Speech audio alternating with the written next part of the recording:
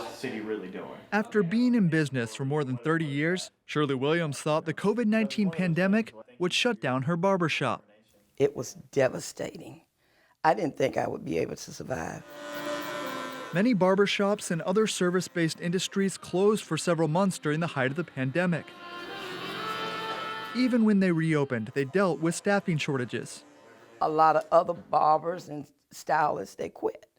They refused to work in close contact with people that refused to be vaccinated. So I lost some employees. And it was understandable. They didn't want to take it home to their family. I understand.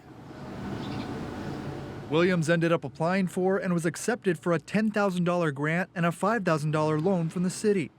The city partnered with local nonprofit Center for Economic Empowerment, also known as SEED, to administer the funding to local small businesses. It was a very strange time for everybody. It was first in history, I think, for what people were experiencing, what small businesses were experiencing. We've never had a government shutdown.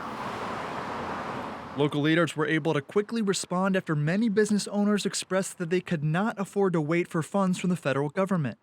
By the city's estimate, they gave out $700,000 in small business grants and retained about 400 jobs. Throughout this entire pandemic, I think the one thing to take away from it for small businesses and how the city has kind of risen to the challenge there is building that big tent and bringing in people from lots of different walks of life to give feedback and help us understand really what the challenges were and how we could best rise to meet them.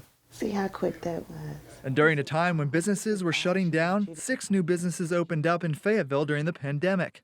One of those businesses is a barbershop and nail salon run by GLENISE LESANE and her husband. LESANE says SEED was monumental in helping her business get off the ground. I'm really excited. I'm creating jobs for other upcoming nail technicians and cosmetologists and barbers. Having to ask for help. Also grateful for the help is Shirley Williams. She says it gave her business stability during a time with so much uncertainty. I was grateful because at that point, I was thinking of closing down. Tried to sell it, couldn't sell it. And she told me about the program. I called, and they were very helpful. I mean, I couldn't have done it without them.